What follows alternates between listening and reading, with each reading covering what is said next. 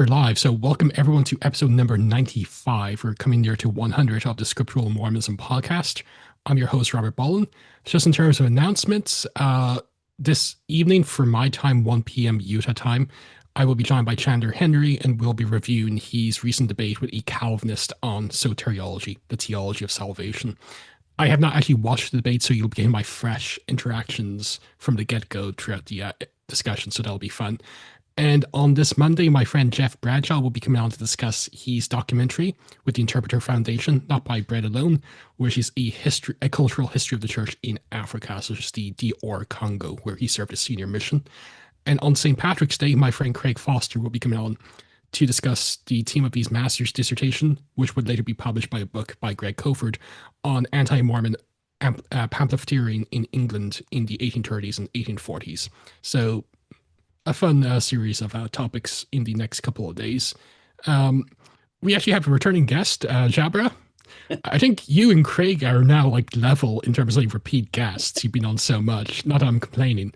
So, Jabra, I'm sure some people already know about you, but just in case, want to give like a brief introduction to yourself and also your background with respect to the topic we'll be discussing today, and that's whether Islam was considered or should be considered a Jewish Christian heresy and related topics. Yeah, well, thank you. I mean, those always sound like very intriguing topics that you're discussing. It's just my days are so busy. I don't have time to listen to all kinds of things, but the ones I listen to are amazing, Robert. You do a good job. Anyway, I'm Jabra Ghneim, and my background is I grew up and was born in the Middle East.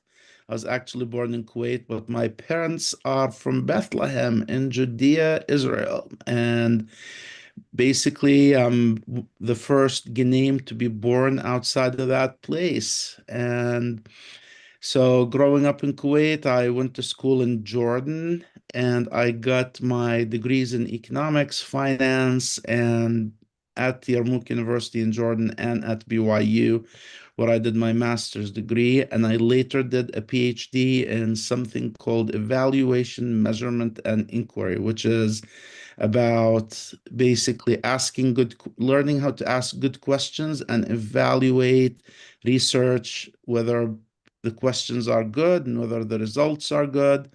And so that's what I specialize in. But I spent my whole career translating and interpreting for the LDS Church. If you've been to the Arabic website, almost everything there is either my translation or something I edited or reviewed, including the scriptures. So, as to my background on this topic, I, got into theology just because of my work in translation. And having grown up in the Middle East, I studied Islam, I studied Islamic history, Arab history in depth, whether in school or in college.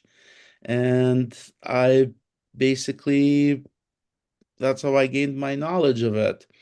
It's really interesting to me because look at I look at people who study Islamic history here and people who work in Islamic history and Middle Eastern history, and it makes me appreciate my education, even though parts of it were so biased towards Islam and the Middle East and Middle Eastern point of view that I appreciated coming here to the US eventually and seeing new ways of thinking and new perspectives on that history. So when I came to BYU, I did a lot of that as well. I audited a lot of classes and sat in a lot of classes. So yeah, that's my background. That's my background on the topic. Cool. And we did have a discussion about like Mormon slash Islamic parallels a couple of weeks ago. Yeah, That's always a fun topic to discuss. it So was. yeah, like a couple of days ago, you actually proposed this topic. Muhammad, like, or Islam, early Islam is like to be understood as like a Jewish Christian restorationist heresy or some other topic. And funny enough, like that might seem alien to like a lot of moderns, but if you read like say the earliest Christian interactions with Islam or the Saracens as they were called, like John of Damascus, they understood Islam to be like a Christian heresy as opposed to like a numerically distinct faith necessarily as we view it today. Not that they thought it was like Christian in a salvific Yeah. sense, but like a Christian heresy like Arianism in the fourth century. So yeah, so I'll let you like discuss this as long as you want, and I'll see if there's any chat questions. So I'll let you take it from Sure. there for Yeah. that. I mean, so here is the interesting thing about Islam. When I was growing up, as I said, in the Middle East, you study Islam as if it's been always a concept, if it's always been there, if it's like Muhammad comes up, there is Islam, and it's the Islam, you know it, and it's the Quran. The Quran you read is the Quran that Muhammad had, and Muhammad, recited to his disciples.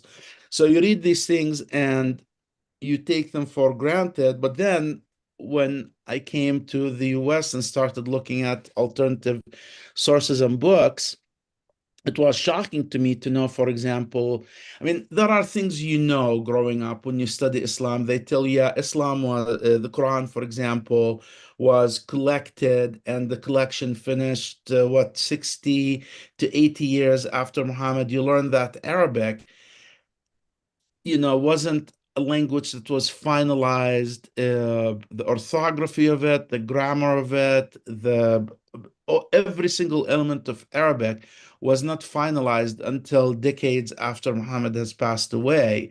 And the Quran itself, in its current form, didn't even exist probably for 100 years after Muhammad died. But one of the shocking things about Islamic history is that the life of Muhammad himself, and I never cared to look at that because, you grow up thinking that history has always been agreed upon and that it always existed. But then you realize that the biography of Muhammad himself, as we know it, as we all memorized it and studied it as children. I mean, I grew up Christian, but you go to school and you study with the Muslim kids, and the version they teach you is the version they teach you. And they tell you, this is how it is, this is how it's always been. But the life of Muhammad himself, what did not exist until, I don't know, Ibn Kathir, and that's what, 100 and some years after Muhammad. So many of the elements there have not been settled until decades and decades after Muhammad died, and after even his successors passed away. And most of what we know, so when you look at that history, you have to rely on the earlier sources. You have to start looking at earlier stories about the Arabian Peninsula and what was happening then. So this is just the historical background, because many people think of that history as settled. People write biographies about Muhammad and about Islam, and in my experience, I haven't seen anyone discuss these things as fact until I read Tom Holland, until I read In the Shadow of the Sword, by Tom Holland. I'm sure you're familiar with the book. It's an excellent book. And that's when many of the elements, many of these thoughts started coming to my mind, and I started going back and digging deeper just because of interest. So when we talked about this and we talked about heresy, I don't know. I told you I'll think about it for a couple of hours, and I was thinking maybe we should talk about him as someone who was attempting a restoration. But then I decided that heresy is kind of a better fitting title for it. And we're not gonna be so. What I had in mind is not whether Islam borrowed from Judaism and Christianity, and it did, but the real question that you have here is whether Muhammad's message like emerged deeply from inside like this Jewish Christian world of ideas that were circulating around the time, because that is fascinating. That whole era that he lived in, late antique, there was this late antique orthodoxy in Christianity, and people who lived at this time would have understood Muhammad as a heretic rather than someone creating an entirely separate religion. You look at Judaism, for example. We know the contributions of Judaism: monotheism, sacrifice, tabernacle, temple rituals, all of that stuff. Then we look at Christianity, and we see its contribution, the atonement, namely, and how Christianity basically took Jewish principles and took them to a higher level. Muhammad didn't do any of that. When you look at Islam itself, if you take out of the Quranic stories, if you take out of it the stories that are from the Bible, basically, with some modifications, you took out the Jesus narrative out of it, the Quran is left with nothing. There isn't much there of significance or substance in the Quran. And I can debate that with anyone who disagrees with it. So yeah, so I decided we're gonna call it the heresy. So let me just orient some people about the atmosphere that was happening at Muhammad's time. So again, the birth of Muhammad is, and the date of it, I don't think anyone is certain about. So we estimate it. But at the time, Muhammad's world was especially the Arabian Peninsula. It was this exciting place. Muhammad later calls it Jahiliyyah. He called it the age of ignorance.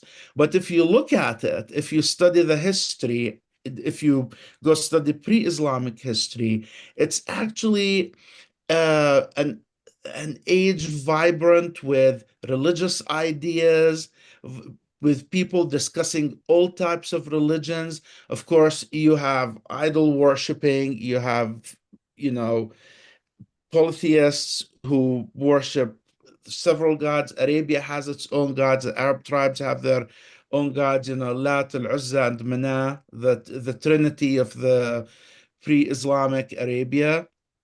And it's interesting to me that it is three gods in that trinity, and they worship them all equally.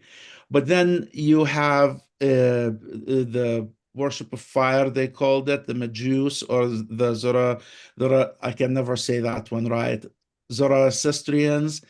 Uh, in the east, then you have the Byzantine Christians in the northwest. You have all of these Arab tribes allied with Persia, and all these Arab tribes, basically my Arab ancestors, the Ghassanids, they are allied with Byzanta, with Byzantines. And then you have in the south, you have the Himyarite Yemeni king who embraced Judaism, and Yemen basically was for a while a Jewish kingdom. So you have these vibrant religious traditions going around. And the other thing that's happening is it's a world full of plagues and disasters.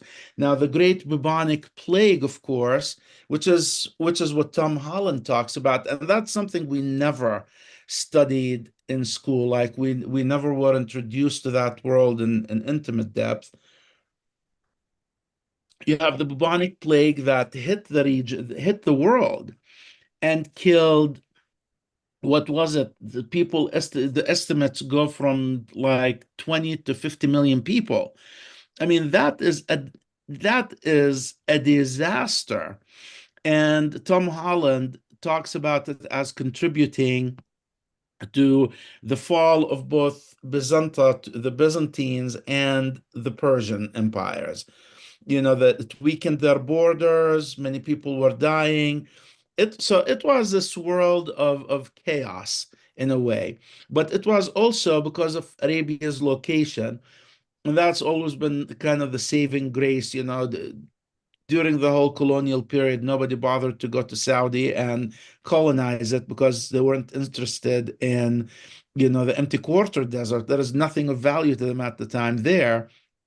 And at the time, the only valuable part of that vast desert were the trade routes connecting Eastern Africa, Yemen, which was very fertile and lush and a source of all kinds of goodies, linking Yemen to the north, to the Ghassanids in the north, to the Levant, which was also fertile and lush and was a source of all of goods. And that whole route between Yemen and Damascus, basically the Levant, went through the cities of Mecca and Medina. So basically, you think of it for the LDS audience, you're thinking Lehi's Trail, basically. At least that's how I always thought about it. Those were the parts of the wilderness that people would go through. And that passed right through Mecca and Medina. It's interesting because you go through that route today. The Saudis don't allow archaeological work. Recently, I heard they allowed some archaeological work, but usually they do not because that route is full of buildings with inscriptions. I mean, ancient Arab inscriptions, ancient Jewish inscriptions that the world, I don't think, has seen or studied in any level of depth yet. Because as you know, Mecca, you can't enter it unless you're a Muslim. And I don't think Muslim archaeologists are interested in, discovering the Christian Jewish heritage of Saudi Arabia. So you don't get a lot of that there. But the reason I mention that is that world where you have all of these religions, all of these beliefs, they intersected. They intersected at that trade route. They all met and intersected at that trade route. And Muhammad was born in Mecca. And Mecca was the center, not just because of its trade position, which was prominent, because you had Medina too, which is the city Muhammad eventually migrated to. But in addition to its trade position and its importance, you had the Kaaba, you had the house of Abraham, they said, that what Muhammad later called the house of Abraham, but it's the Kaaba. And that Kaaba had, for some reason, and to be honest, nobody has ever even looked into the history of the Kaaba, which is like this ancient shrine that stood in the middle of the desert. And every year there was this season, and all the Arab tribes from across the peninsula would come to this place and they would have a pilgrimage there. And they would do what the Muslims do today, which they would go around it. They would worship their idols, which were all in the Kaaba, including a statue for the Virgin Mary that reportedly was there. So Christians would come to this holy shrine as well and worship once a year, and it was a time of peace. Nobody went to war, and people would come in, and there was a souk akab at the time, which is basically a market, and you have all these poets uh, reciting their poetry. So it was this is Muhammad's world, and he wasn't just a citizen of this place called Mecca, which, by the way, Tom Holland, which stirred the controversy at the time. We don't even know. I mean, I'm kind of intrigued by it. I don't know if I believe it because the theories that he presented were onomastic more than theories that you can verify geographically or archaeologically. But he says that Mecca didn't exist necessarily. It's not the Mecca that we have today because the Quran calls it Becca. And that's a totally different place. And he relates it to a place that was in the Levant, actually. But I don't know. It's a speculation, but it's an interesting speculation. But what matters to me is that Muhammad not only grew up in that city, he was born in it, but he belonged to the tribe, to the Banu Hashim, the family of Hashim, who basically were in charge of taking care of that Kaaba. So they were basically like the temple patrons. They took care of the Kaaba. They covered it. So the covering of the Kaaba it's still to this day a big deal. And so they were sort of like merchants, but priests as well. Not that they attributed to themselves a religious role, it's never spoken of about it like that, but they had this religious role, which is taking care of the Kaaba, which meant providing probably sacrifices for the people who came to it. So Muhammad grew up in that family that had this religious role. And that religious role meant that probably since he was young, he interacted with all the religious currents of the time because all of them converged on that Kaaba in Mecca once a year, not to mention, you know, it was on the trade route, so he met a lot of them at the time. So that is the world. Many people, I mean, Muslims teach you that to justify how the Quran emerged and the source of it. And Muhammad himself, reportedly tells the story that, when the angel shows up to him, he says, "Read." The his response to the angel is, "I cannot read." So they call him an-Nabi al-Ummi, the illiterate prophet, because he couldn't read or write. But reading or writing, the Quran isn't about reading or writing because the Quran grew out of this oral, tradition where people memorize things for life. And they had a strong facility with language as well. So on top of that, Muhammad had access to all of these religious traditions as a child. And that's where he got his education, so to speak, not necessarily learning to read and or write, but that's where he got his religious education and his what seems to be an in-depth knowledge of Jewish religious lore. So one of the interesting things about him, for example, there are some onomastic clues in Muhammad's life. And you'll probably find this interesting. But the name Muhammad, do you know what the name Muhammad means? Do you remember that from when you studied about him? To give Oh, you mean Mahmed or? Ahmad, Muhammad, what does the Yeah. name mean? Do you remember? It means to give thanks, right? And here is the interesting thing. The interesting thing is you get the name Yehuda or Judah. Yehuda in Hebrew means to give thanks. And that root, the He and the Dalet, are similar to the root that Muhammad comes from, Hamada, which is basically this Arabic transformation of the name Yehuda to Arabic, which becomes Muhammad. So both Yehuda, which the name Jew comes from, basically is the same as Muhammad's name. It means to give thanks. And the other interesting thing is the tribe that he comes from is called Hashem. And in Judaism, Hashem is the name of, Heavenly Father. And so, you know, and you have this family called Hashem, and they have a responsibility for taking care of the temple of ancient Arabia. So this is the background of Muhammad's world. He has access to the rich religious traditions of the world at this time. Uh, he has access to Judaism, Christianity, idol worship, all of these currents. Now,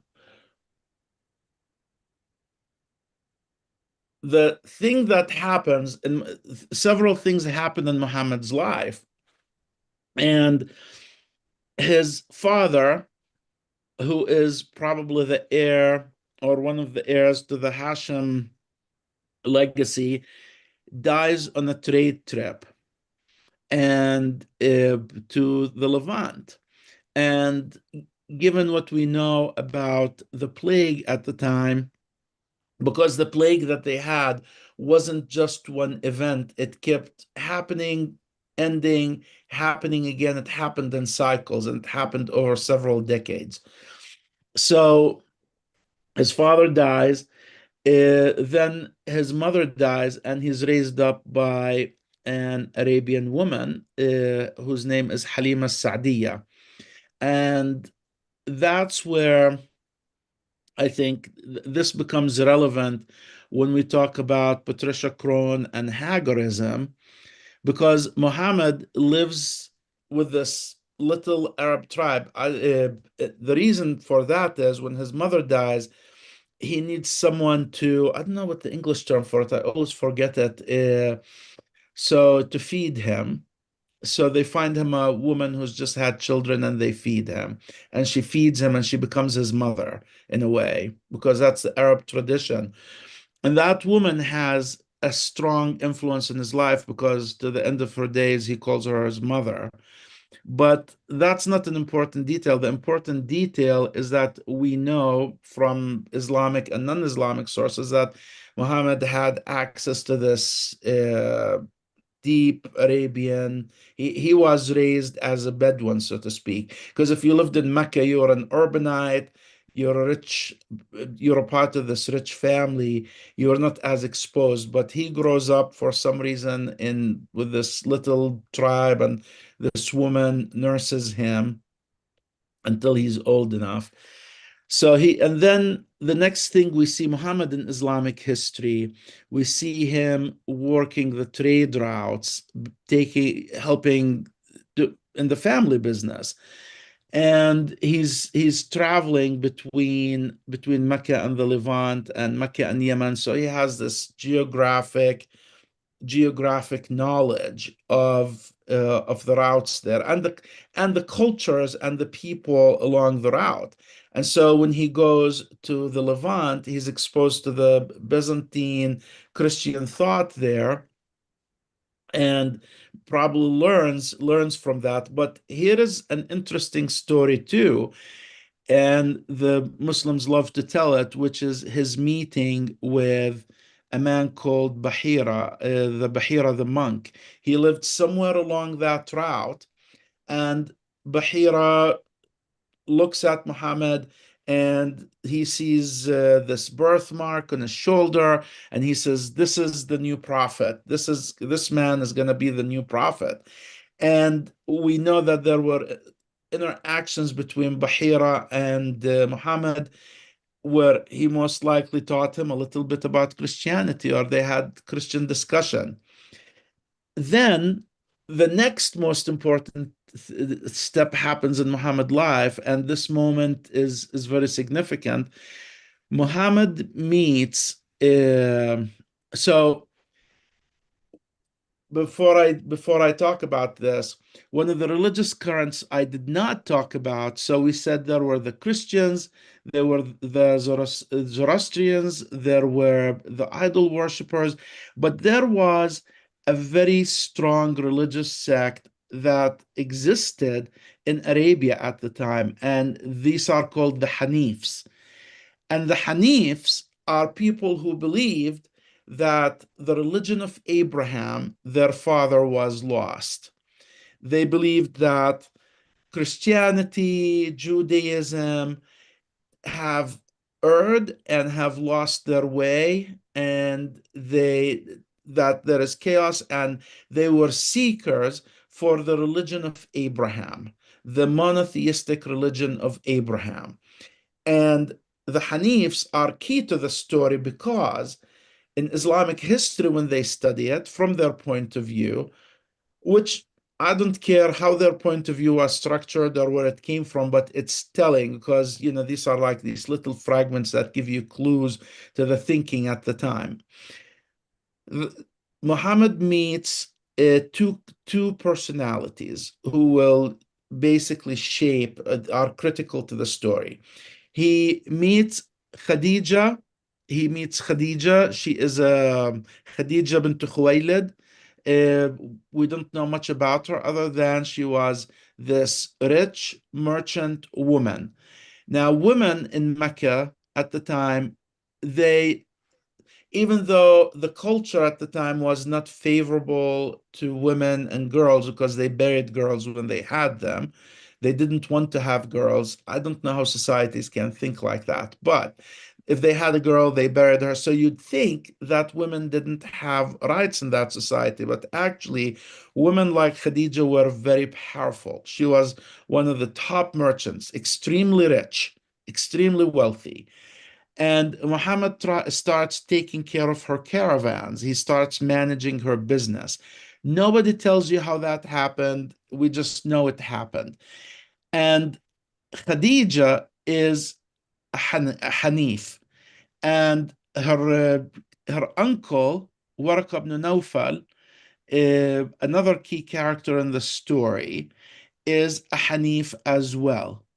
Um, and they influence Muhammad because the next scene in Muhammad's story is Muhammad going, the famous story of Muhammad being in the mountain near Mecca and in a cave called Ghar Hira, and the angel appears to him. And that's where he receives, so to speak, the very first verses of the Quran. And that's where Muhammad's story starts.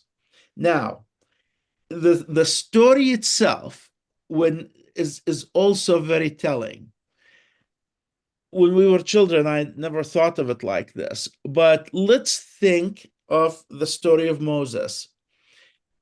Moses, Moses is, I don't know, like one of the most important key events in the whole Moses story is when he goes on the mount and he emerges with the tablets. Muhammad is at the mount.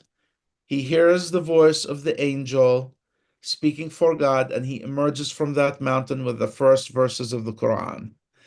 And that to me has, since I started thinking about this, has been telling because from the very beginning, the foundational story of Islam resembles one of the foundational stories of Judaism, which is you go to the mountain, you hear the voice of God, and Muhammad is not just on the mountain casually, he's there fasting.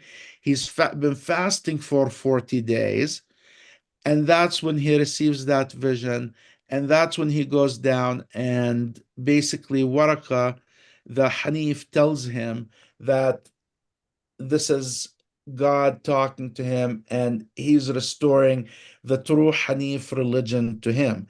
And that's the essence of the story is that Waraka tells Muhammad that he is a restorer.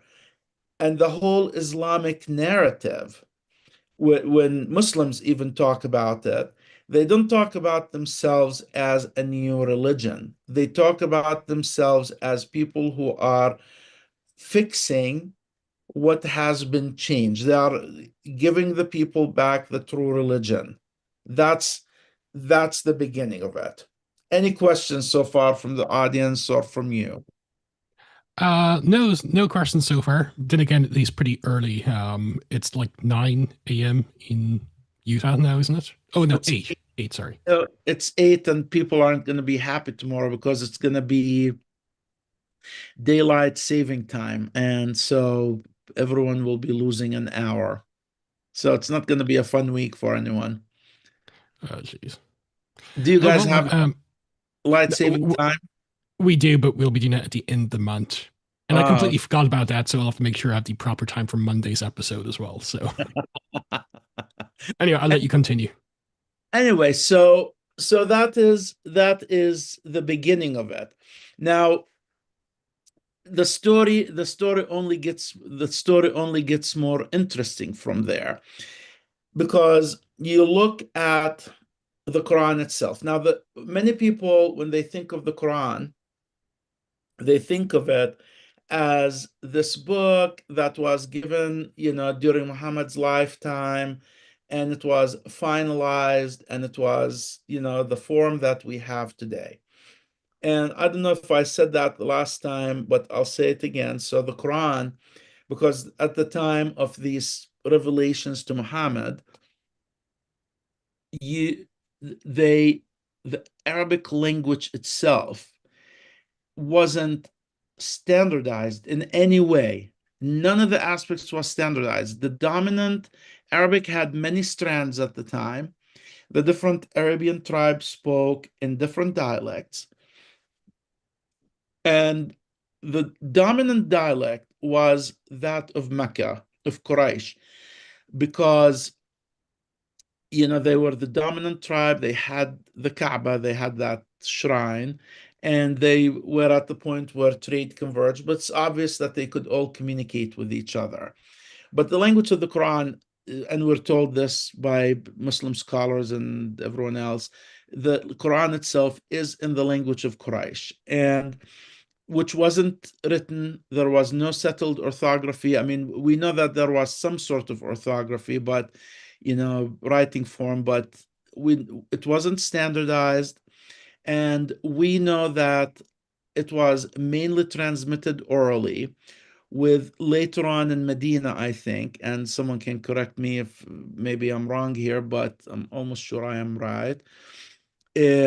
Later on in Medina, after Muhammad immigrates, they start writing some parts down. Muhammad has someone who knows how to read and write, and they write parts of it on bones and on rocks and on animal skins and on different transmission forms. And so the Quran was not finalized until Umar and the second Caliph, the second successor of Muhammad, started the process, which was finished under Uthman, who is the third successor of Muhammad. And that's when we have some sort of final form of the Quran. That is, I think, that I don't know. Yeah, that's when we have the final form of the Quran. But we also know that there were what they call seven readings of the Quran that were presented to Uthman, and he chose one and he burned everything else. Now, the story of the gathering of the material itself is fascinating to me because right after Muhammad died, the Arabian tribes rebelled, and they started saying, "Oh, Muhammad didn't leave a successor. We need a prophet." So you had what they called the Murtadeen, how do you translate Murtadeen? It's people who go back on the religion, the apostates, basically. But apostate is the closest one to irtidad.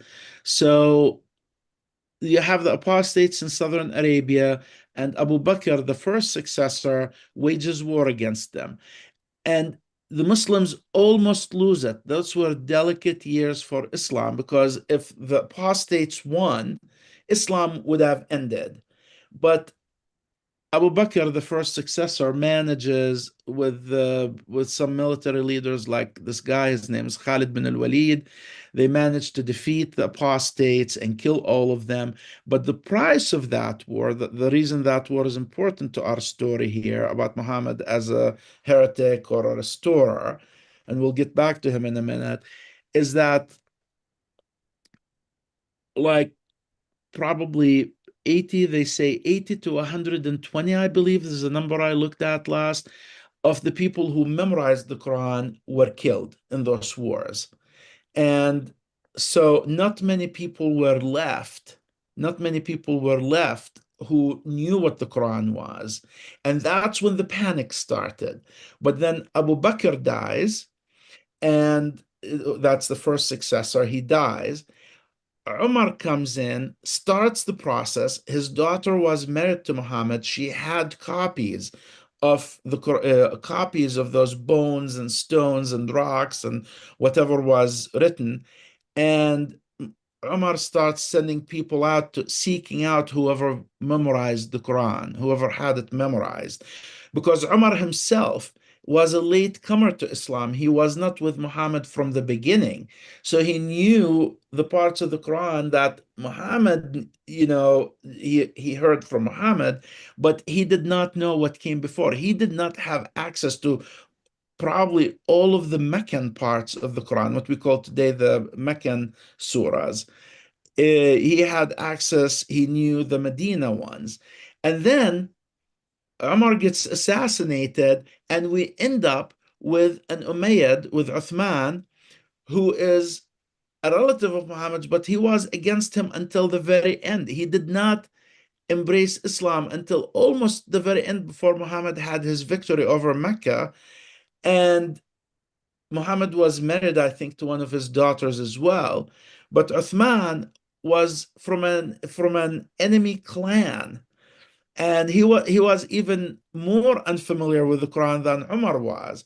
But ironically, this is the man, and he was a drunk, and he was a whole bunch of things. Uh, there is an interesting characterization of all of these successors of Muhammad, like a personality description of them in Anthony Nutting's The Arabs. It's a very old book, but it's a fascinating read. If you can find it, it's like for $1 or something on Amazon. But Anthony Nutting was the British foreign minister in the 50s, and he was also a brilliant historian, wrote some very good books about the Middle East. So anyway, so that's the man who decided what is the Quran. And that is key to our story, because the Quran we have today, and this is a theory that, oh, I forgot. Let me just pull something up quickly here. See, when you get into your 50s, Robert, your memory starts not being as good as it used to be. And so I'll find it in a second here. But this is important to us because many of the things that are in the Quran that are taken from Christianity and Judaism, and it's a huge bulk, it's huge chunks of the Quran that rely on on Christian and Jewish narrative. Many scholars nowadays say that it is the product of late, late Christian Jewish debate. It's late access to the, Midrash, late access to Talmudic discussions between the rabbis, late access to discussions between Christians, and stories from, later pseudo gospels. So that's key. That's key to us here to understand. That's key to us to understand. But and that all those things that we have in there that were taken, we can't really say whether Muhammad was doing it or whether later Muslims were doing it for various political religious reasons. We don't know. So let me see here. I have it. Oh, here we go. I see how this works. So yes, Wansbrough. So Wansbrough here. So he did this paper, and he said the Quran is a product of Jewish Christian traditions, and its canonization is of much later origin, which is truth, than that which is ascribed to the time of the Prophet Muhammad. So you have all of these Jewish Christian traditions in there, that some say, like Wansbrough, that it was a product of later Christian tradition. Now, for the scholarship, let me just go through the scholarship on this subject with you in a little bit of detail. So the very first person to talk about this was this man called Abraham Geiger. I don't know if you're familiar with him, but Abraham Geiger was this German Jewish rabbi. He was a part of the Reform movement. But Geiger basically wrote this book in German. Unfortunately, I don't think anyone translated it to English. So my access to it is through AI translation. And his core claim in there is, and I think I agree totally wholeheartedly with him, is that most of that which appears distinctive in the Quran and Muhammad's preaching is in fact rework of material from biblical and pre-biblical Judaism, especially the rabbinic and apocryphal traditions. So for the last 14 years, and I told you this before probably, I've been immersed in studying the Talmud and studying the Jewish tradition and studying the Midrash and studying Rashi, all of these things. And I'd be reading or listening to some biblical story or some Midrashic tradition or some Rashi. And it is amazing to me when I hear some of the things that they say in there. And because I'm like, oh, Muslims teach this as well. And in a similar vein, I'd be listening to, I remember, what's his name? Uh, Bart Ehrman. I listened to a couple of books by Bart Ehrman and a bunch of great lectures on pseudo Christianity and the gospel traditions and pseudo gospels. And many of the stories, even that are about Christ, that are taken from those childhood narratives, from these apocryphal narratives. So when I started realizing this, I started realizing that the stories that are told in the Quran are nothing but a retelling of the pseudo-Jewish, midrashic, Talmudic traditions on top of, pseudo-gospel, traditions. And I'll talk about this in a minute. But the point is, Muhammad, even if we forget about this theory that the Quran itself is put in later, let's go back to Muhammad's life himself. When Muhammad appears, especially in Mecca, he's tolerated for 15 years, was it? He's tolerated for 15 years because of his position, because his uncle and his grandfather are protecting him. And so the message he's preaching, he's trying really hard to consolidate. And this to me is the fascinating thing about Muhammad, is the religion that we have is trying to consolidate elements of Judaism, elements of Christianity. He's trying to be, uh, he has this conciliatory tone, so to speak. So when you look at what's called the Meccan verses, and I think that when Uthman put the Quran together in the end, I think it was useful that he classified it as Mecca surahs and Medina surahs, because you can see the shift in Muhammad's ideology during the time. Um so in the beginning, we have Muhammad preaching this message of peace and harmony between with the Jews. So he's saying very complimentary things about the Jewish people. He's saying complimentary things about Moses. He's saying complimentary things about the Christians, and he's saying complimentary things about Jesus. And there isn't that great diversion in the message. The main focus that Muhammad has in that very first phase is the Hanif tradition, which is the tradition of his first wife, his wealthy, powerful wife, who I think shaped his narrative too. But unfortunately, we don't have anything about her. But you can see her influence because Muhammad is driven like a maniac to establish monotheism, which is not a bad thing, the worship of one God.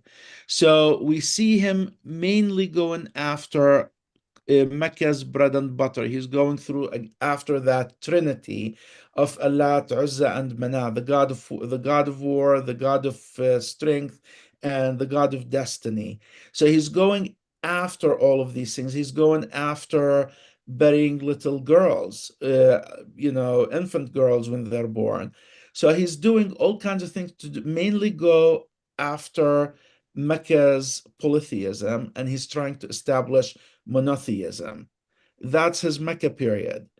And in that, he's drawing from the Jewish tradition. I mean, we all know that the key claim of Judaism, the key doctrine of Judaism is monotheism, that there is one God, that this God is not embodied, he has no body, and that this God is one.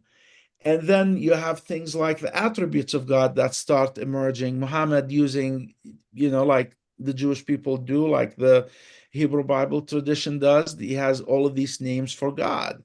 And Asma'ullah al-Husna, starts emerging in the Quran. The blessed names of Allah start emerging at that period. So there is this strong Hanif tradition, but Muhammad at the time isn't saying that Judaism is wrong. He's saying the Jewish people need to embrace monotheism more strongly. The people of Mecca need to embrace monotheism. The Christians need to embrace monotheism. And he's involving himself now in the debate about the nature of God and whether God is embodied or not. So he's talking about Jesus as being a prophet. He's denying that he's the Son of God. He's denying the crucifixion. He's talking about Jesus having no divine nature. And, the story is invented at the time that, the switch, the theory of the switch, that Jesus was never crucified. Jesus was lifted up, and Judas Iscariot was made to look like Jesus, and the Romans crucified Judas Iscariot. So, what you see with Muhammad during that time is that he's trying really hard to introduce his Hanifism, this monotheistic belief, as hey, I'm the person who's restoring the religion of Abraham. But I'm not only restoring it, I'm going to bring Judaism and Christianity all together in one religion. And then there is this other religion called Sabaeanism, who are the followers of John the Baptist. So he's trying to bring all of these currents that have these monotheistic roots in them, and he's trying to consolidate them together during that Mecca period. And then I think I think that's one reason that he had an audience, because then Muhammad grows out of favor in Mecca. People try to kill him, and that's when he has the hijra from Mecca to Medina. And again, this is another story where he's trying to appear in the in the like a new Moses. He's going across the desert. He's taking Muslims across with him, and they're going to this new place. He's going to Medina. And there in Medina, and it always puzzled me, but it's also very telling that when he goes to Medina, he's the which is had a very strong Jewish presence. It had the three major Jewish tribes that have been there since the destruction of the Second Temple, since 70 AD. Not Al-Aus wal-Khazraj, Banu Qaynuqa, Banu Nadir, and I forget the name of the third tribe always, Banu Qaynuqa, Banu Nadir, and another tribe.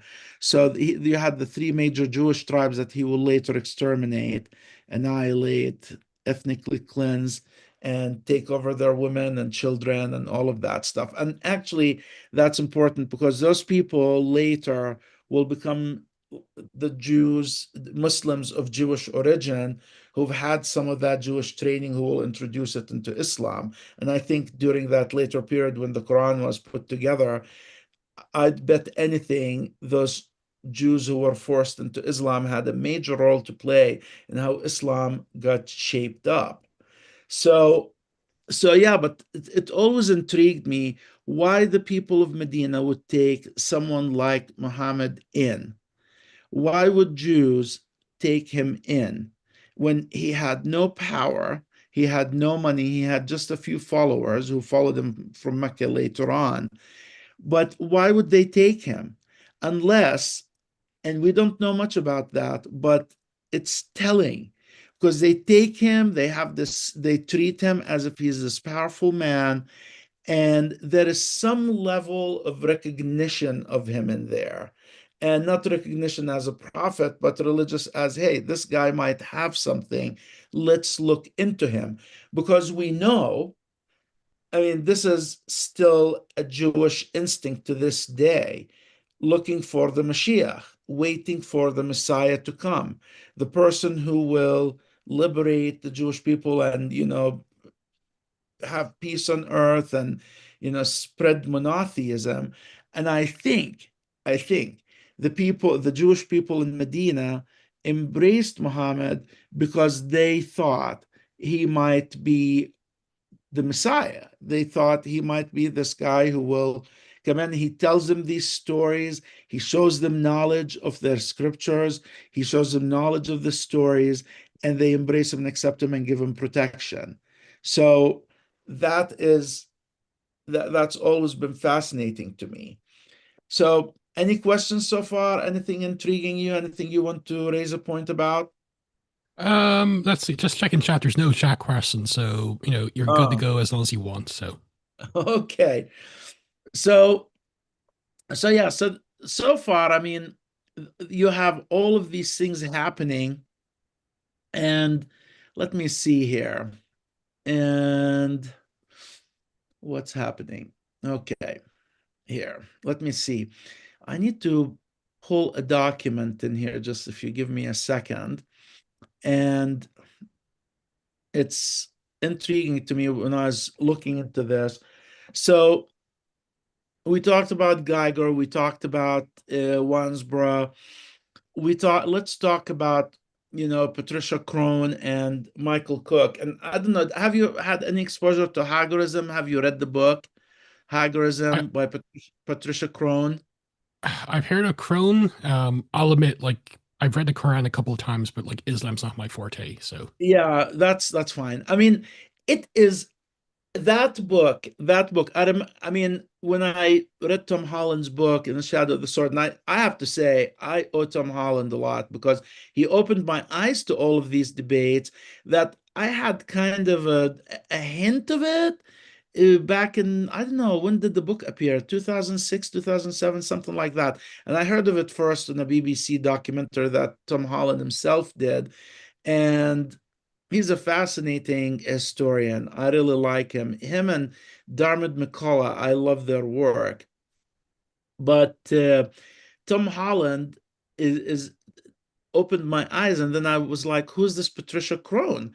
And so I went and got her book, Hagerism, and it is fascinating because Patricia Crone's. I think it's mainly Crone. So basically her main the book is called Hagerism, the Making of the Islamic World. This 1977 book. And her claim is that early Islam was, and I'm just gonna read you a note that I've written, is that early Islam was not originally a self-standing religion of Muhammad formed in Mecca and Medina, but an Arab movement deeply entangled with and initially dependent upon Jewish and to a lesser extent Samaritan and Christian sources. So much so that Islam's origins should be reconstructed primarily from non-Muslim late antique sources rather than from later Islamic tradition. I mean, it is a fascinating thesis. And then she goes in and she goes into this Hagerite movement. Nobody bothers, I think, to study pre-Islam. Middle Eastern scholars are obsessed with Islam and they accept the Islamic story. Very few scholars go and study pre-Islam because when you go to school as a Middle Eastern or Islamic studies person, you're told that this is the Jahiliyyah. You're told that to them, Islam was the best thing since, fried dates or whatever. So it, But the fact of the matter is, as I tried to do in the beginning, is pre-Islam is a fascinating era of, they had this poetry that was incredible. They had all of these religious currents that were in contention. You had all of these beliefs. You had tolerance. You had women who, true, they buried baby girls, but still women were very powerful in societies. You had free exchange of ideas among all the tribes. So it wasn't, in a way, I resent calling it Jahiliyyah, but what Patricia Crone does is she goes back and she looks at this Hagorism that the descendants of, and this is something no Arab scholar, has ever studied. I know, because if anyone has studied it, I would have read about it. But she goes and she documents this movement called Hagorism, where basically the Arabs were trying at the time. So they had control of the trade. They were prospering, but they had also all of these religious ideas that were not monotheistic. And the Arabs at the time were trying to establish themselves as this noble people who have come into history. And you look at the Ghassanids, you look at the Himyarites, you look at all of these people who embraced Christianity in the north, in northern Arabia, and the Levant mainly, and Iraq, and they were vassals to the Persians and the Romans, but they looked at themselves as, an emerging empire. Okay, so, and they considered themselves the sons of Hagar. And so, but the fascinating things about the Hagarites is, this is Patricia Crone, and it's a very well documented book.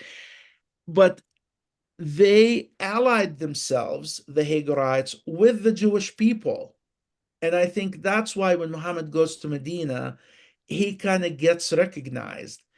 Mainly, maybe because some see in him, maybe this is a Messiah coming in and he's going to save the Jewish people, but because they also are, that Hagarite movement that Krohn talks about was emerging, and it was the project of Arabs and Jews basically uniting forces, going up north to the Holy Land and liberating Jerusalem from the Byzantines and building the temple. Now, here is the interesting thing, which I believe Patricia Crone does not talk about it a lot, but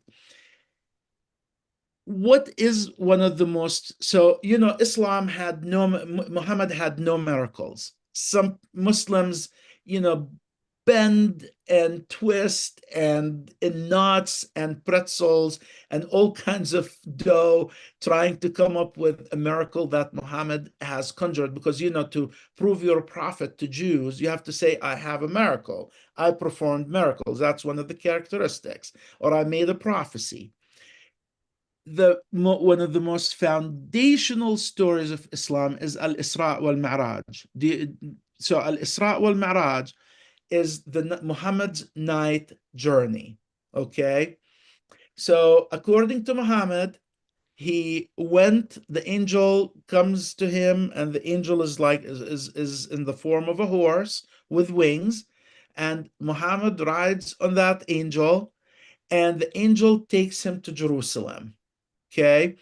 And in Jerusalem, Muhammad stands on the stone where we know Isaac, but this is key to the story now.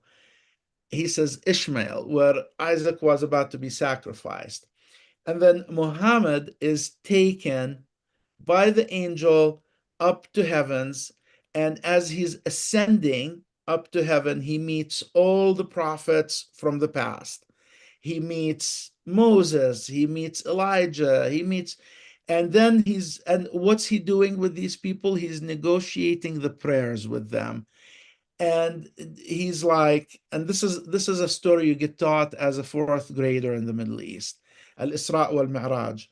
And he's negotiating the prayer. And first, God says to him, Muslims have to pray 100 times a day, which the numbers are really interesting. And then the number Muhammad pleads, and the number keeps getting, lower and lower and lower and lower, from 100 to 50 to 20 to 30 to 30 to 20, 10.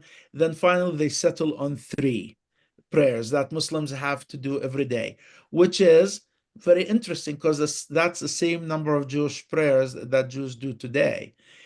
But he descends. Now, what biblical story does that evoke in your head, in your mind, when you hear about Muhammad ascending to heaven and he's talking to angels and he's negotiating?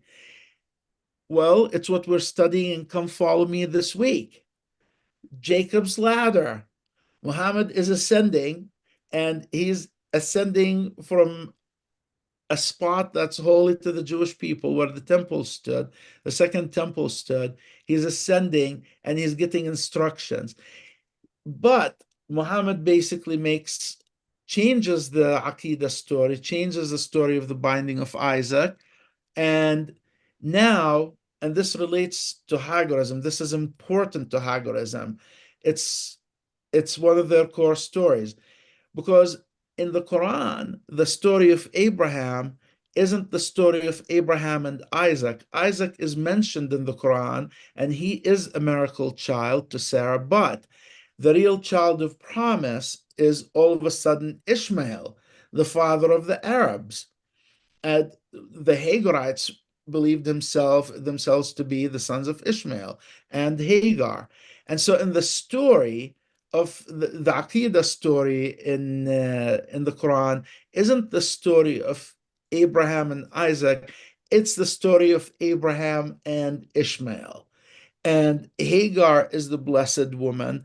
And so you have Muhammad basically giving the Arabs this noble status now. They are taken from the Jewish people. And I think that's why once the Jewish people of Medina learned of these stories, learned of what Muhammad was trying to do, and he was trying to say the sons of Ishmael were above the sons of Isaac and Jacob, that's when the real conflict began. And that's where the switch happened in Muhammad, and he started his enmity to the Jews of Medina and started his war against them.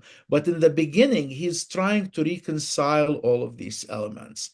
He's trying to, make peace with the Jews, make peace with the Christians, drive them all towards, this Muhammadan monotheism, this Hanif religion. And so Muhammad, at the time, anyone who looked at him and looked at what he was saying, assuming the Quran we have today is the Quran that he was telling them, and most likely most of those elements were there, because, Uthman and Umar and all these people wouldn't just come up with it. But people at the time, whether Christian or Jew, you wouldn't see him as a new prophet, you would see him as a heretic.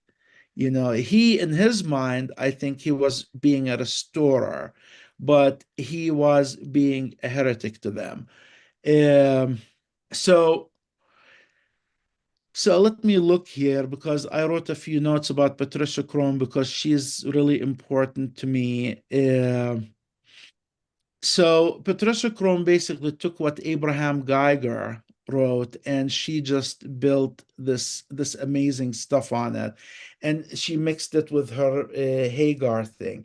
Now, before I go more into her, there is this other work that we need to be familiar with, which is called the Israeliyat, Israeliyat, Israelite literature in Islam. So I don't know if you've had any familiarity with it, but in Islamic studies, so all of these narrative reports and motifs taken from Jewish and Judeo, broader Judeo-Christian sources, they call these the Israeliyat. And, they go into Muslim exegesis and storytelling and theological discussions, and they are not a part of the Quran, but they are a part of the Hadith, and, they fill the narrative details. And it's a huge body of literature. Muslim scholars, have studied it. Some people, say, yeah, this is true. Some people say, totally deny it. But you look at the body of the Israeliyat, and this is outside of the Quran. This is in the tafsir, you see it in the hadith, you see it in some of the narrative. And, you see basically, I don't know, like complete copy paste from the Torah, from the Talmud, from the Midrashic stories, from pseudo Christianity, all of that stuff. That's the Israeliyat. And it's a huge body of Islamic literature, but it came later. It came after Muhammad. It came after Uthman as well.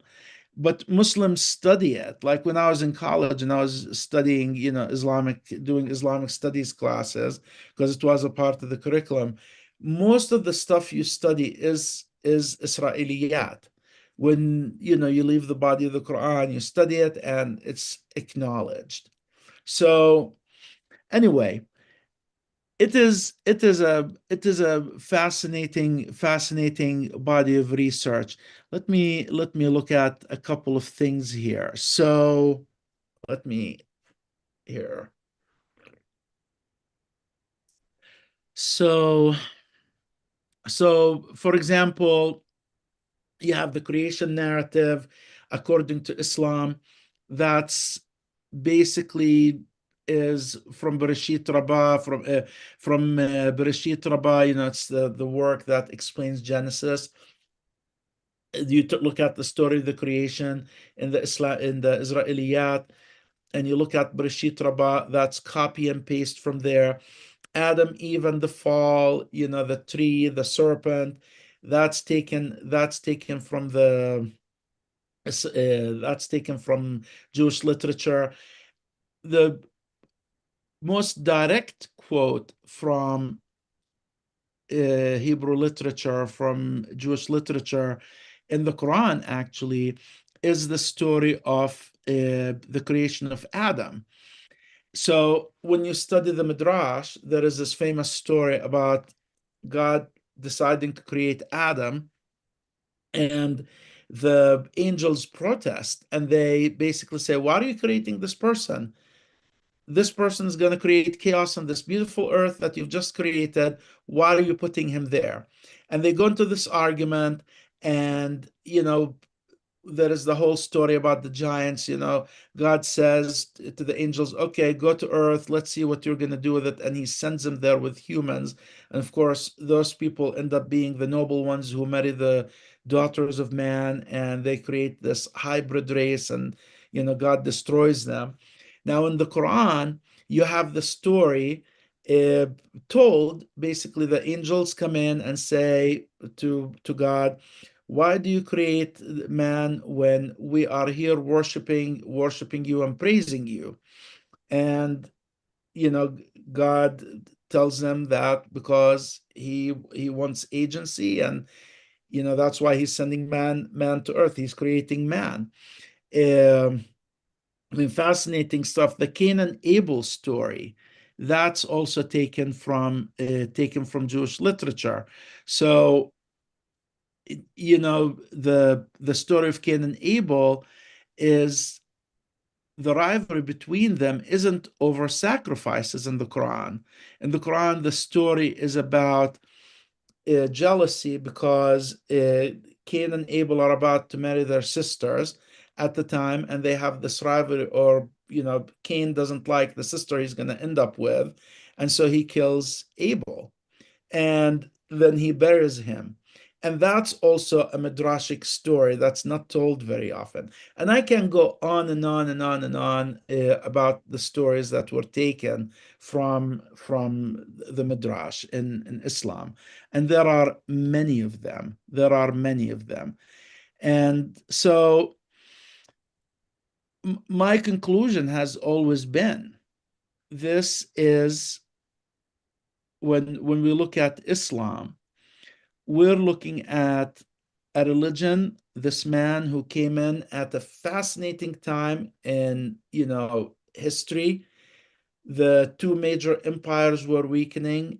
The Byzantines and Christianity was waning. Of course, we know Rome has been gone for a while, and now we're with the Eastern Roman Empire.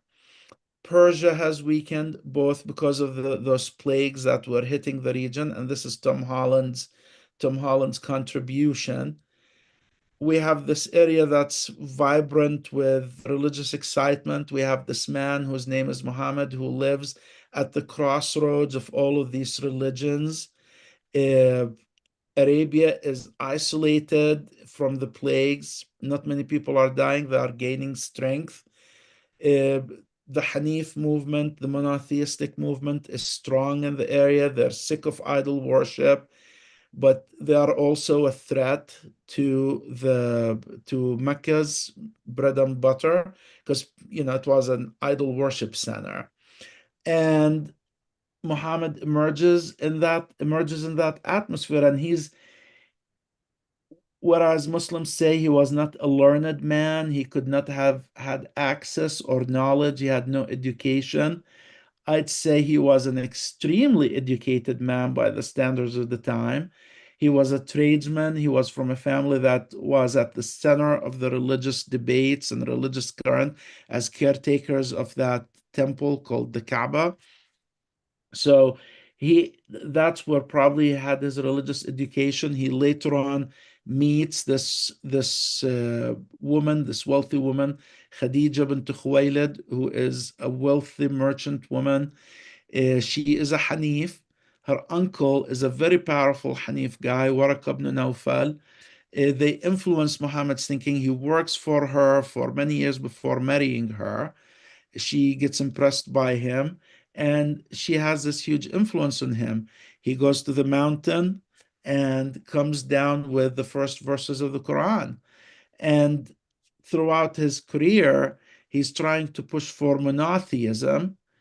He's he tried first to reconcile between Judaism, Christianity, and the Hanif religion at the time. And when it failed in Mecca, when he couldn't do it in Mecca, he goes to Medina, tries to win the Jewish people, because this Hagorism movement, uniting Arabs and Jews to go liberate Jerusalem, he offers them probably that promise, but it never happened because they realized that his doctrine contradict with Judaism.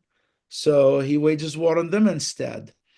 And then, you know, if when you read the Quran, you see the drift in towards the end, to where Muhammad is basically saying he's abandoning any reconciliatory tone with Jews and Christians.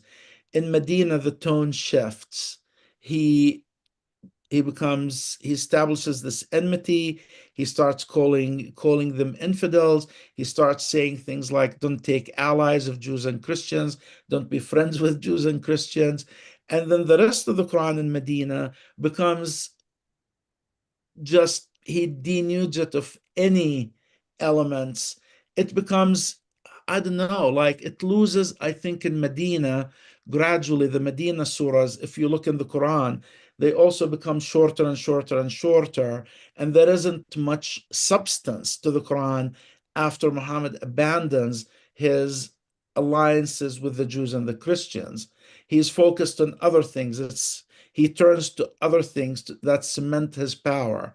He starts talking about marriages. He starts talking about, plural marriages. He starts going after his enemies, all kinds of stuff. The Quran its soul changes towards the end.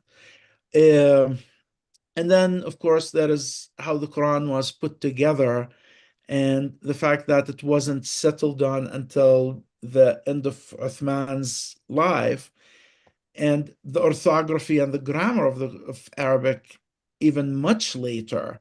So, and this is oh my gosh, I'm forgetting names now.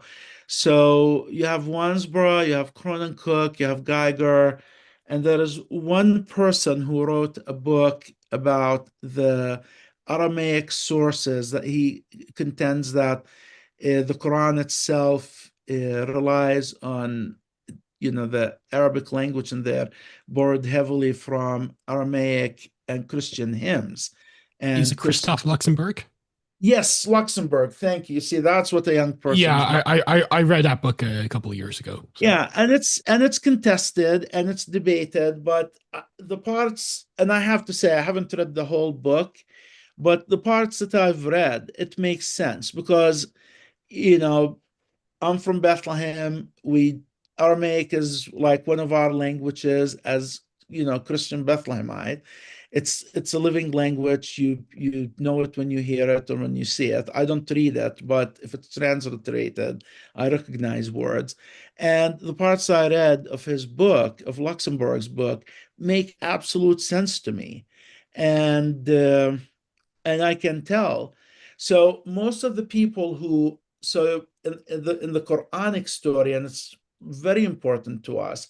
In the Quranic story, there are the people who memorized it at first, who were the Sahaba, the friends, the followers of Muhammad who were with him, who memorized it.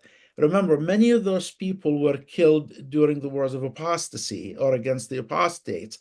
And we don't really know. I mean, really about the people that the Quran came from later on. But they were very old by then. You talk to any Muslim nowadays, and he says, "Oh, Allah has inscribed the Quran in their chests and they memorized it well into their old age."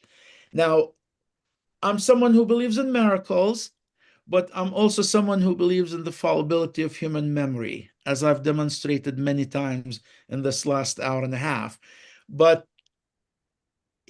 you can't convince me that someone in their 80s and 90s, would have memorized every word that Muhammad had said.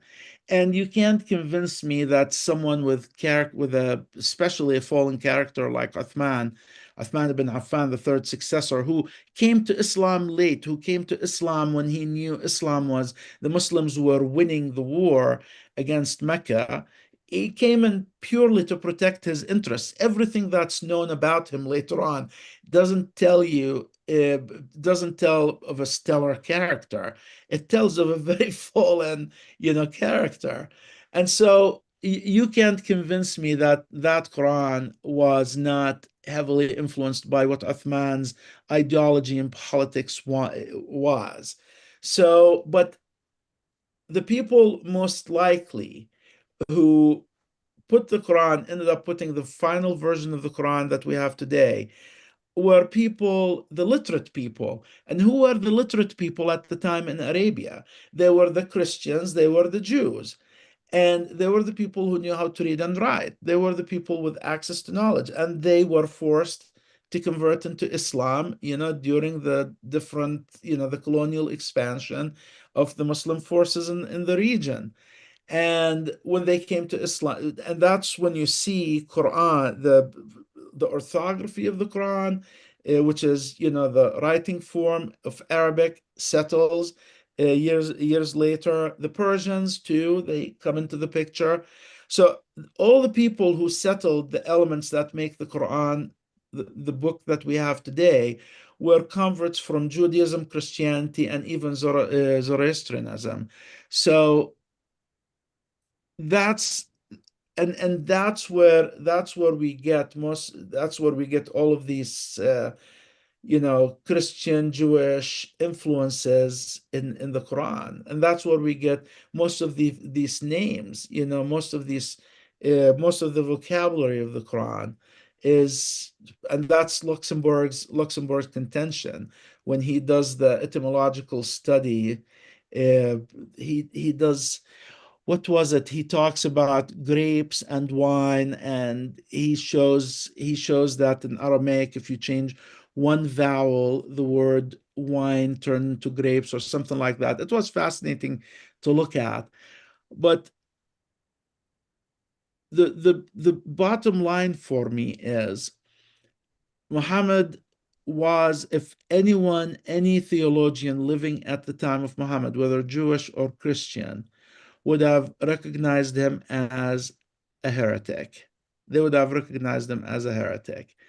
He saw himself as a restorer. He wasn't. He was just someone with an idea, and this idea, for better or worse, ended up succeeding. And that's the story of Muhammad for you.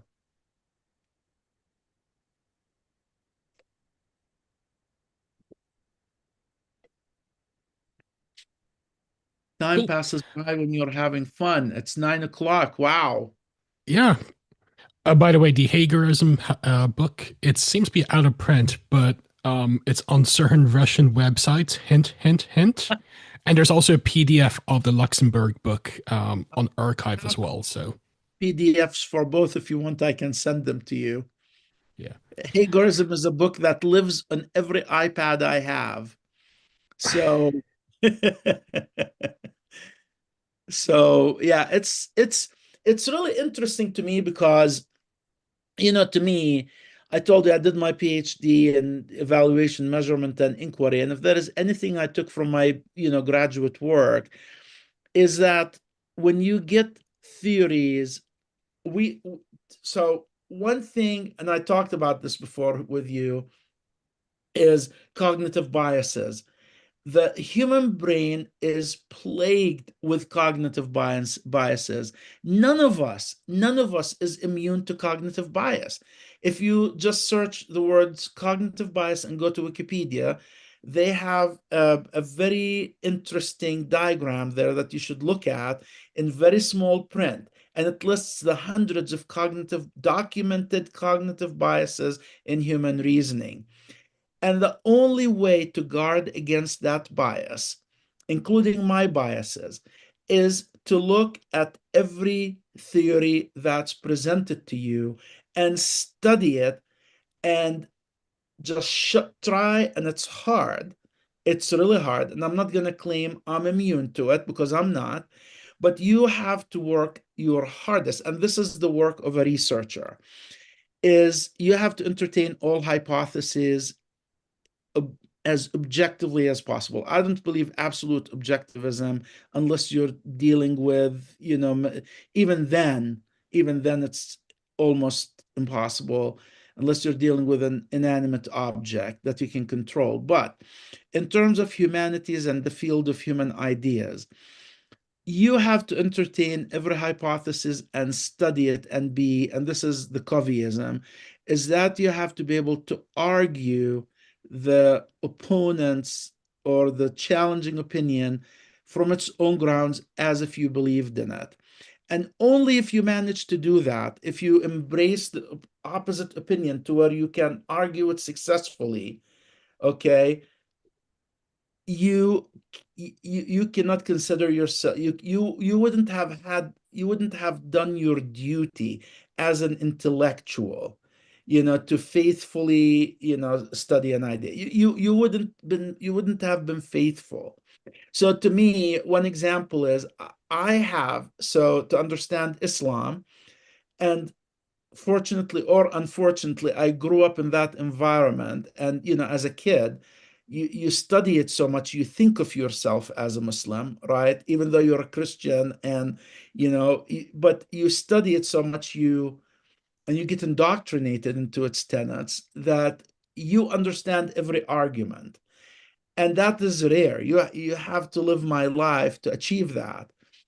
So to me, when I came to people like Tom Holland and Patricia Crone and Luxembourg and all of these characters and Abraham Geiger, what they were saying to me, just because it's against my instinct and indoctrination that I received as a child, I had to work really hard to look into their opinions without that bias, because to anyone who lived in the Muslim world and to anyone who immersed themselves, like many Islamic studies and Middle Eastern scholars, they go to Egypt, they go to the Middle East, they go to Jordan, they go to whatever, Morocco, and they immerse themselves in that culture. But what they do is they come back and they forget to do the opposite with people like with arguments like Crohn's or Luxembourg's, and they dismiss it almost. It's so if you do an AI search for literature, academic literature in support of Patricia Crone or Geiger or any of these people, you wouldn't find much. You would, because Middle Eastern Islamic and Islamic scholars hesitate, and the research that the papers that I've looked at that engage them are very few and usually very polemic to them. And they dismiss them without looking at the history in depth. That's the problem that we have. You cannot find anyone who is engaged, and that's why Crohn's book is out of circulation, because if you look in the field of Middle Eastern studies or Islamic studies, if you touch Crone or Geiger or Luxembourg, you're not considered a serious scholar, and no one would invite you to a seminar. No one would publish your papers. You wouldn't find a faculty job to start with to be able to do any of that, because then you're not considered a serious scholar. And many of the people who engage with them are who are favorable.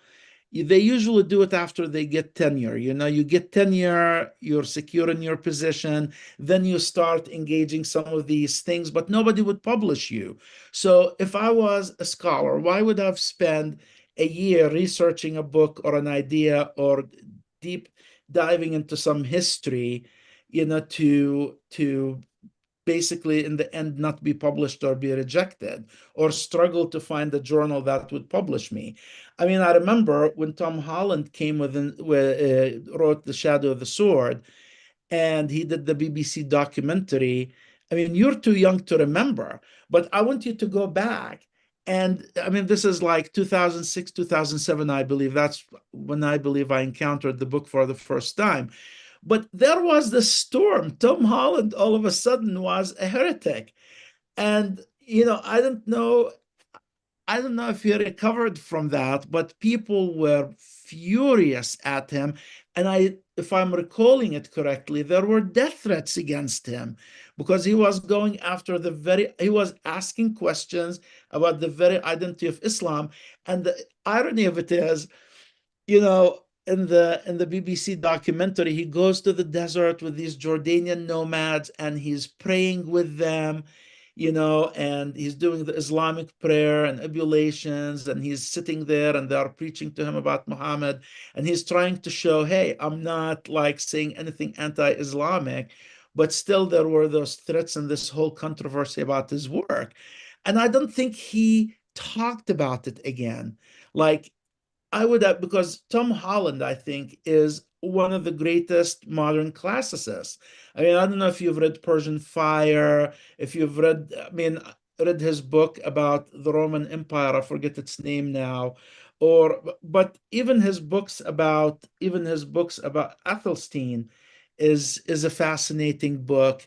Dominion is another fascinating book. He's an amazing scholar, but he's never touched that, Islamic history again after he wrote The Shadow of the Sword. And I bet you, if anyone happens on this podcast and listens to this, it will be dismissed right out of hand. It will, because people reject that.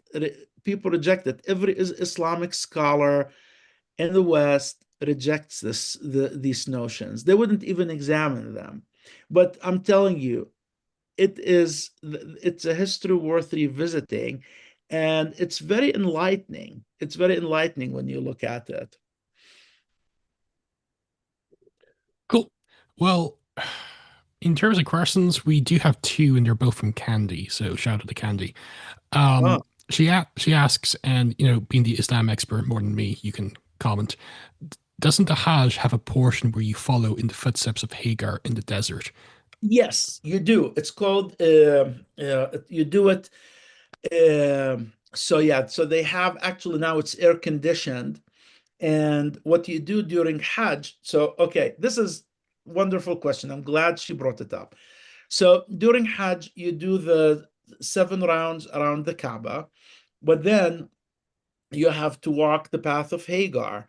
And in the past, it used to be, I mean, still Hajj is a very difficult pilgrimage. Like a friend of my father's went there and he was there for a couple of weeks, I think, and he came back skin and bone.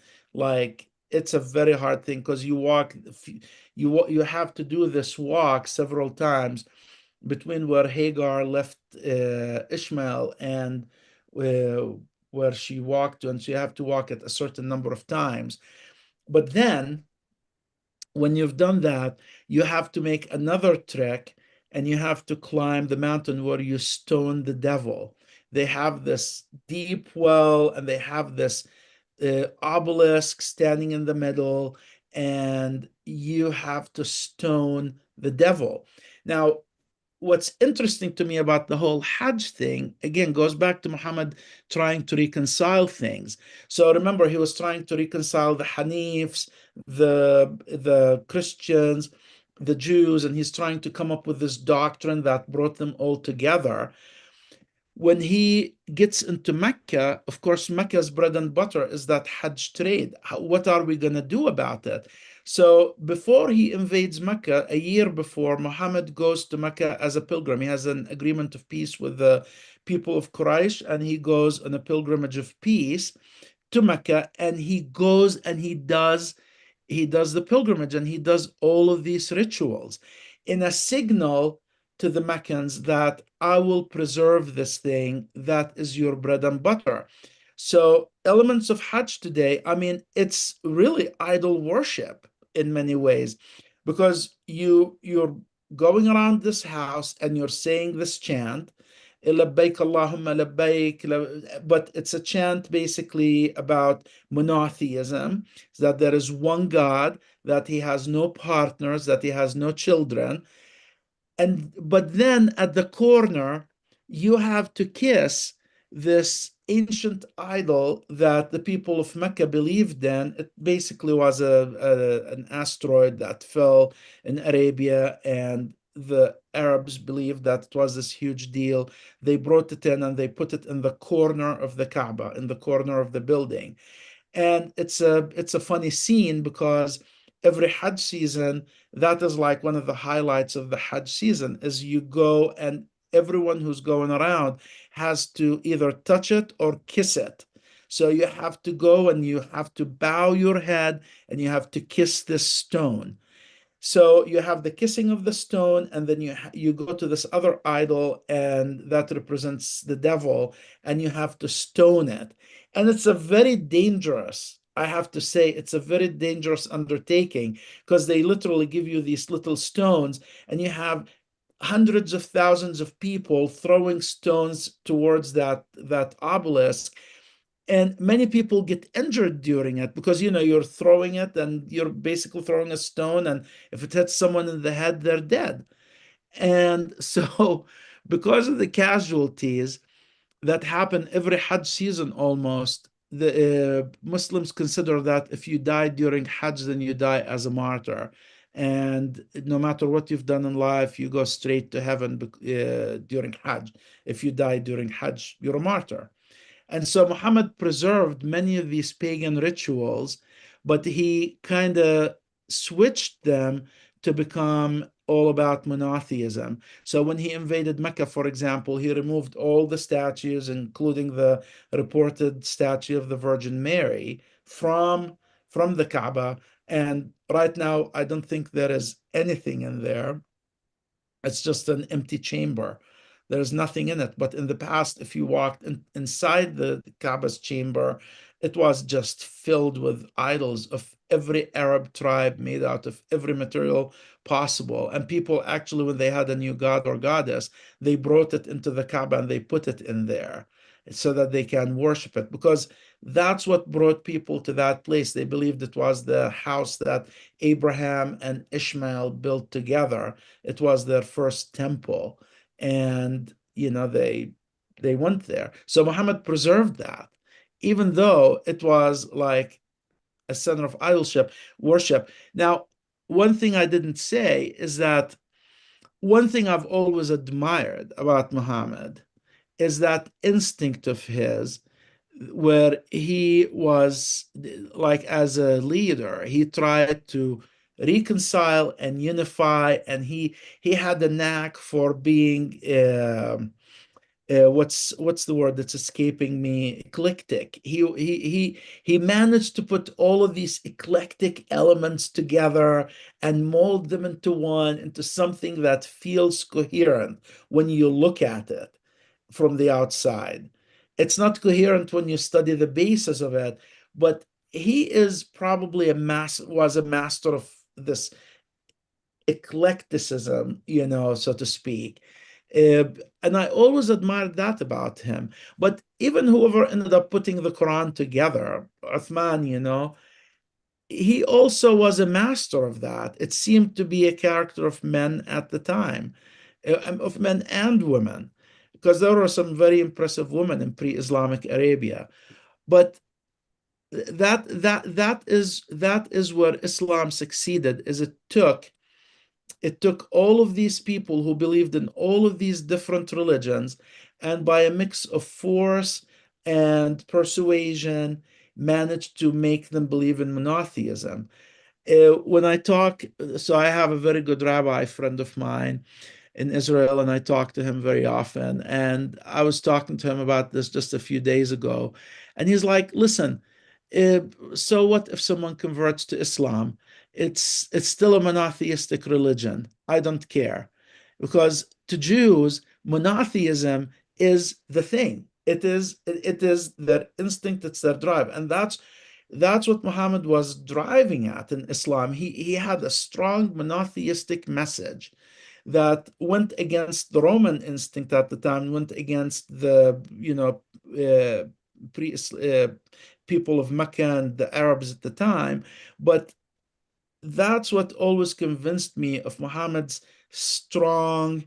He turned against them later, but Muhammad really sought and presented himself probably to the Jewish people in Medina, especially at the time, as, hey, I'm a new prophet. I'm your new Messiah. I'm the one who is going to liberate Jerusalem from the Byzantines.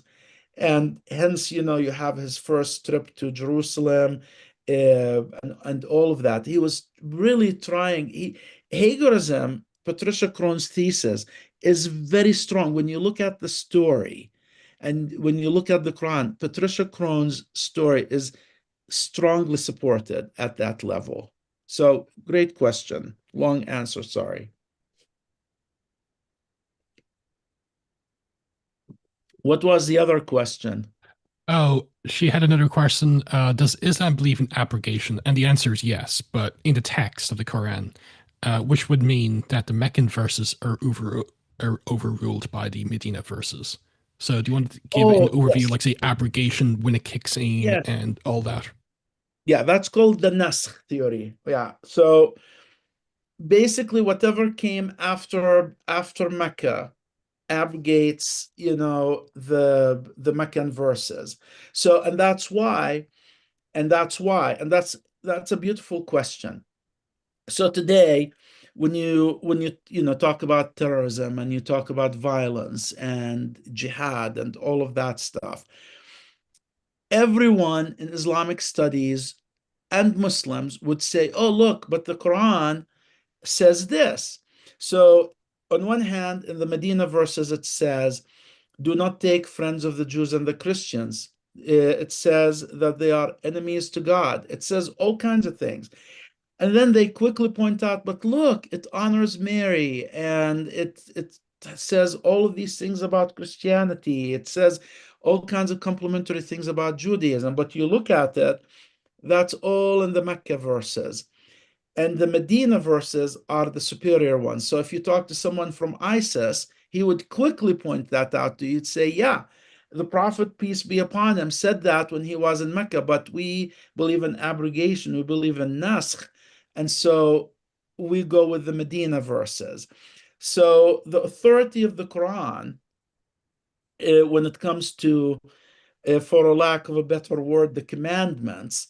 If a commandment in the Quran, if there is a commandment in the Quran and it was in the Medina verse, it supersedes and it abrogates whatever was said in Mecca. So yes, so it totally believes in that. It's and that's one of the things that very few people know, and those who know do not bring it up usually. Cool. And we have one final question. Oh yeah, yeah, Can sure. Jabra can Jabra comment on whether there is an esoteric mystical tradition in Islam that functions similarly to how Kabbalah functioned in medieval Judaism?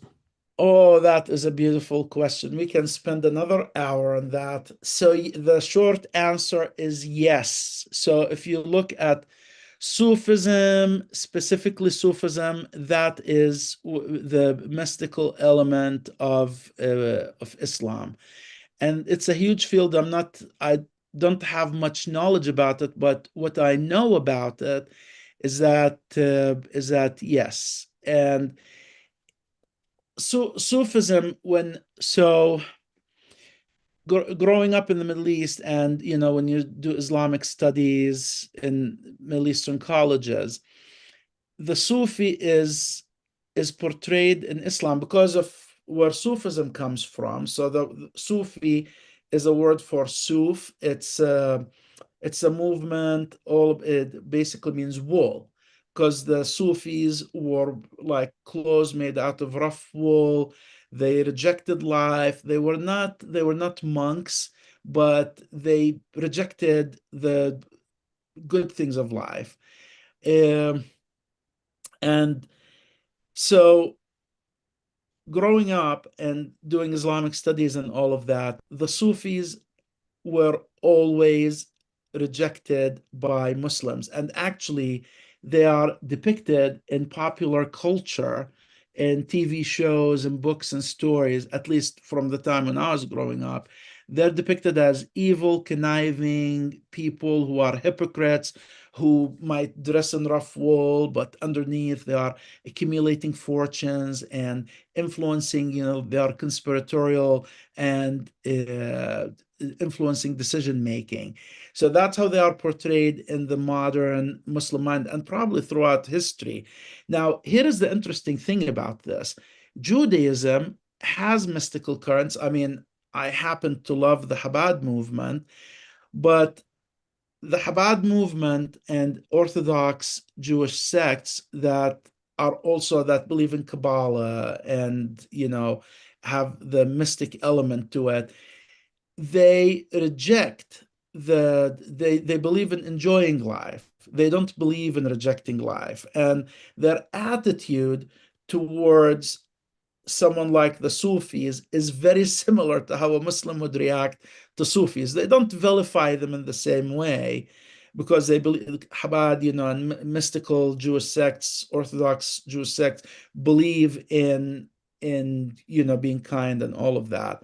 But in Islam, there is that tendency to reject Sufism, to they reject the way it interprets the religion. They reject Sufism's, for example, rejection of jihad, because when modern Muslim scholars in the West talk about jihad being the struggle, it doesn't mean war. They say it means the struggle within your soul to improve yourself. That is a very Sufi interpretation of it that came in later into Islam. It's not a part of the original interpretation of that word jihad, or the way that it is used in the Quran, the very few instances. So yeah, it's there are Sufis, but they are rejected. They've always been. Even though I think that the hope for the Muslim world, if there is a reform movement within Islam, they absolutely have to ally themselves with the Sufi and draw on Sufi elements, because that's when Islam becomes, a more peaceful, less, non-militant, hopefully, the religion that it is today. Cool. Yeah, there doesn't seem to be any more questions. Um, so apart from like the Chrome book and the Luxembourg book, any recommended reading that you would suggest? So if you're interested in this, I think Abraham Geiger's book, and I'll send you the title of it in German, but you can. So the thing with AI nowadays is it opened this whole field where you can read books in any language. So if you go to archive.org, I'll send you the name of Geiger's book in German, and you can download that book, and all you do in AI is you just take a screenshot page by page. It's a laborious process, but if you're hardcore, you will gladly do it. And then you paste that image. Alternatively, I'll get Steven Smoot to do it. I have enough dirt on him to to do it. Good. But yeah, you can read Geiger's book, and all you have to do is tell AI translate this into idiomatic modern English, and it will give you a very decent translation.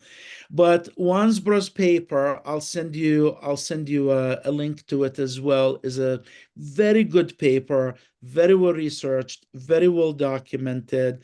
Of course, Hagerism by Cronin Cook. And I don't know if there is a good English translation of the Israeliyat, those parts of the Quran and Hadith that are taken from Jewish and Christian sources, because those are incredible to read to me always. I remember the first time I read it, and there is the story about Adam being a giant. He was so tall that his head touched the sky, and it rubbed against the sky, and that's why Adam was bald. And I remember, in my Islamic studies classes in college, they would tell this story and I'd laugh at it. But then I realized it's a part of a midrash, a Jewish midrash. It's taken word for word from Jewish midrash. So that's another example. Then, of course, there is Tom Holland in The Shadow of the Sword. If you want a less academic, but still vigorous and well researched, well written, well told story, The Shadow of the Sword is the book to read. Absolutely. It will give you, it's that book. I read it 3 times and I couldn't put it down each time. The third time, actually, I read it for fun. I was on a long plane ride and I opened it up and I started reading and I couldn't put it down until it was done. But that's how good Tom Holland's Shadow of the Sword is. I highly recommend it. Cool. Well, Yeah. Jabra, thanks for suggesting this a few days ago, and thanks for coming on. Really do appreciate it. Yeah, well, good. I always enjoy it. It's always good talking and explaining these things. I love it. Cool. And of course, like, do you want to plug, like, say, your Facebook page and YouTube channel as Yes, well? sure. Thank you for giving me the opportunity. Yes, so I do Jabra's Gospel Thoughts. I have a weekly podcast and I have a Facebook page, basically scriptural hermeneutics and, daily. It sometimes kills me. I think it might lead to divorce, but I enjoy writing it, and I think, if you want to study the scriptures in Hebrew and see a Hebrew Judaic perspective on the scriptures with Latter-day Saint theology, it's a good place to go, and the podcast. So yeah, that's the place. Cool. Well, just a reminder for everyone at 1 p.m. Mountain Standard, I'll be joined by Chandler Henry to do a live stream reviewing the recent debate. And on Tuesday, I think I may have said Monday originally, but on Tuesday, 10 a.m. MST, Jeff Bradshaw to discuss Not by Bread Alone. So that'll be fun. So thanks again, Jabber, for coming on. Hopefully, we'll have you You're on in the welcome. podcast Thank soon. And thanks to anyone who woke up early to listen to this.